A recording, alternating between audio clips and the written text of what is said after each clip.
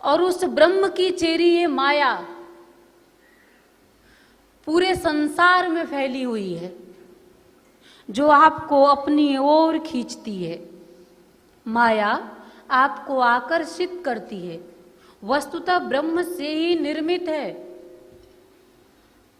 पर इतनी प्रबल है कि आपको हर पल अपनी ओर आकर्षित करती है। पर ध्यान रखना, ये माया जो है संसार की सुंदर सुखद जो प्रतीत होती है, वस्तुतः यह उससे निर्मित है, जिससे सुख निर्मित होता है। ये सुख नहीं है। संसार का सुख जो कुछ भी निर्मित हो रहा है वो कुछ क्षण के लिए है, स्थायित्व तो नहीं है, इसमें स्थायित्व नहीं है।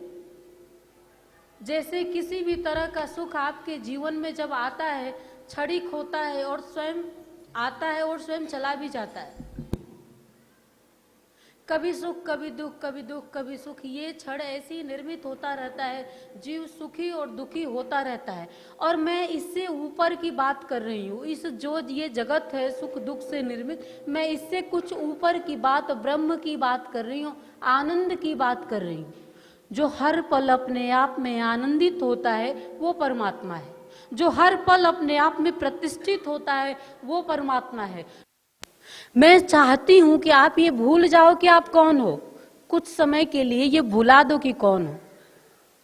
किसी पद में नहीं हो, किसी प्रतिष्ठा में नहीं हो, कुछ भी मत मानो। सिर्फ अपने आप को ये मान लो कि मैं आत्मा हूं, प्रेयसी हूं और अपने प्रियतम परमात्मा से मिलना है।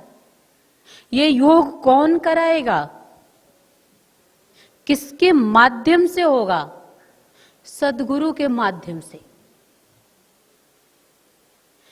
इस संसार सागर में कभी भी कोई जीव यदि उपलब्ध हुआ है तो उसके जीवन में कोई गुरु आया है। गुरु भी उपलब्ध होता है। जैसे यहाँ ये चित्र है, हमारे गुरु के ये गुरु हैं, इनका भी कोई गुरु होगा, उनका भी कोई गुरु होगा। ये एक क्रम है कि गुरु के माध्यम से ही, क्योंकि गुरु करता क्या है? मार्गदर्शन देता है। वो बताता है कि कौन हो, किसे ढूंढना है, तुम्हारे जीवन की गति क्या होनी चाहिए, किस ओर तुम्हें जाना है, किस ओर पूर्णता है जीव की। ये बताने वाला संसार में यदि कोई होता है तो सद्गुरु होता है। माता पिता जन्म देते हैं, माता पिता पालन पोषण करते हैं, पर पूर्णता यदि कोई इस संसार में देता है तो सिर्फ और सिर्फ सद्गुरु देता है। इसलिए पूर्णता यदि चाहिए जीव को, सुख चाहिए जीव को, आनंद चाहिए जीव को, प्रतिष्ठा चाहिए जीव को, तो सद्गुरु के शरण में आपको जाना पड़ेगा।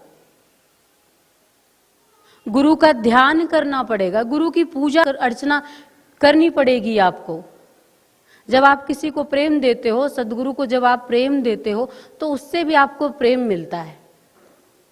प्रकृति का नियम है, जो आप देते हो वो आपको मिलता है। जब वो आपके प्रेम से पूर्ण होता है तो वो भी आपको प्रेम देता है, और जब वो आपको प्रेम देता है तो आप भी धीरे धीरे धीरे धीरे पूर्ण होने लगते हो प्रेम से। आप सभी ने ये महसूस किया होगा कि प्रेम के बिना हमेशा जीवन अधूरा सा लगता है। संबंधों में भी यदि खटास आने लगता है। आजकल का तो युग ऐसा हो गया है कि संबंध देखे तो बड़े अधूरे होने लगे हैं। प्रेम जो रस है, जिससे सिंचित होता है हमारा जीवन, जिससे हम पुष्पित और पल्वित होते हैं। किसी भी संबंध से जब हमें प्रेम मिलता है तो हम खिल उठते हैं, और जब प्रेम हमें नहीं मिलता है तो धीरे धीरे प्राण सूखने लगता है। प्रेम जीव की आवश्यकता है। प्रेम के बिना जीवन नहीं है। इसलिए प्रयास करना चाहिए प्रेम देने की। जब दोगे तो मैंने कहा प्रकृति का नियम है, मिलेगा ही वापस। ऐसा हो ही नहीं सकता कि आप प्रेम दो और आपको नहीं मिले। सब में तो परमात्मा ही बैठा हुआ है ना। आप जो करोगे, जैसा करोगे वैसा वो आपको देगा।